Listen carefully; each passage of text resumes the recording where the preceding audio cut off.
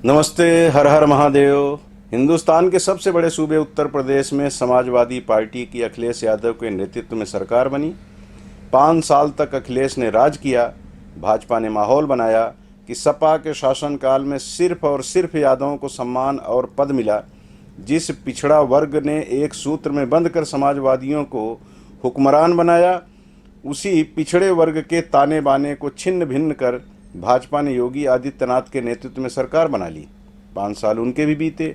अगला चुनाव आया, फिर से उत्तर प्रदेश में भाजपा की सरकार आ गई और तब समाजवादी पार्टी ने लोकसभा चुनाव के पहले एक रणनीति अपनाई। सपा ने भी वही फार्मूला अपनाया जो भाजपा ने अपनाया था। सपा ने प्रचारित किया कि योगी के राज में सिर्फ क्षत्रियों या सवर्णों की ही चल रही है। सोशल मीडिया पर यह मुद्दा छाया रहा। तमाम गलत सही रिकॉर्ड लोगों के सामने लाए जाते रहे, दलीलें दी जाती रहीं, बताया जाता रहा कि योगी आदित्यनाथ क्षत्रिय हैं और सिर्फ सवर्णों के मुख्यमंत्री हैं। उनका बुलडोजर पिछड़ा वर्ग, अनुसूचित जाति, जनजाति और अल्पसंख्यक वर्ग के लोगों के विरुद्ध ही चलता रहा। पीडीए यानी पिछड़ा दलित अल्पसंख्यक मोर्चा बनाकर जिस तरह से समाजवादी पार्टी ने लोकसभा चुनाव लड़ा और परिणाम आया, उससे विपक्ष अति उत्साहित नजर आ रहा है और सत्ता पक्ष में बदहवासी दिखाई दे रही है। पीडीए का फार्मूला फिट बैठ जाने के बाद भाजपा में भी अब इस फार्मूले को अमल में लाने का प्रयत्न शुरू हो गया। सियासी गलियारे में चर्चा है कि भाजपा के वरिष्ठ नेता और देश के गृह मंत्री अमित शाह व यूपी के मुख्यमंत्री योगी आदित्यनाथ के बीच चल रहे शीत युद्ध के कारण भी उत्तर प्रदेश में भाजपा को लोकसभा चुनाव में काफ़ी नुकसान हुआ और अब पिछड़े और दलित को अपने साथ जोड़ने के लिए भाजपा के पिछड़े वर्ग के बड़े नेता माने जाने वाले प्रदेश के उप मुख्यमंत्री केशव प्रसाद मौर्य को यह काम सौंप दिया गया है। तभी तो वह पिछले एक पखवाड़े से योगी आदित्यनाथ के विरुद्ध अघोषित युद्ध छेड़ चुके हैं। भाजपा को समर्थन देने वाले दलों के पिछड़े वर्ग के दो बड़े नेता संजय निषाद और ओम प्रकाश राजभर के साथ उनकी मीटिंग खूब चर्चा में है। केशव प्रसाद मौर्य की गतिविधियां योगी आदित्यनाथ के खेमे की धड़कन तेज कर देने के लिए पर्याप्त हैं। योगी आदित्यनाथ को बचाव मुद्रा में आते देखकर विपक्ष को वाक अस्त्र चलाने का अवसर मिल गया है।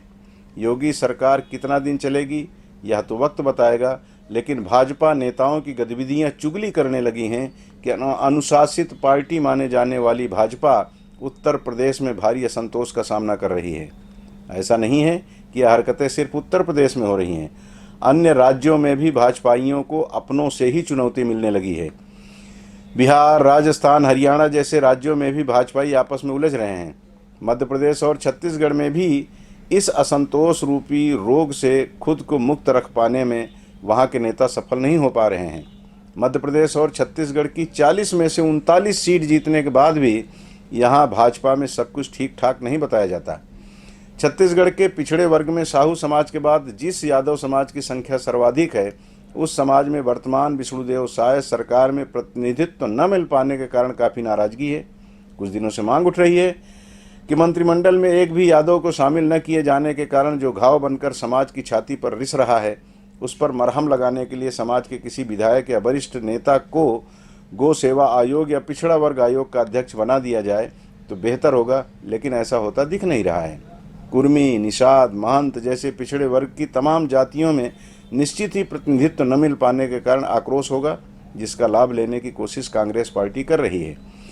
छत्तीसगढ़ में सिर्फ भाजपा और कांग्रेस का ही अस्तित्व है। शेष अन्य पार्टियां अपनी पहचान बनाए रखने के लिए संघर्ष कर रही हैं। यही कारण है कि भाजपा से टूटकर लोग कांग्रेस में, तो कांग्रेस से नाराज होकर भाजपा में ही आना जाना करते हैं।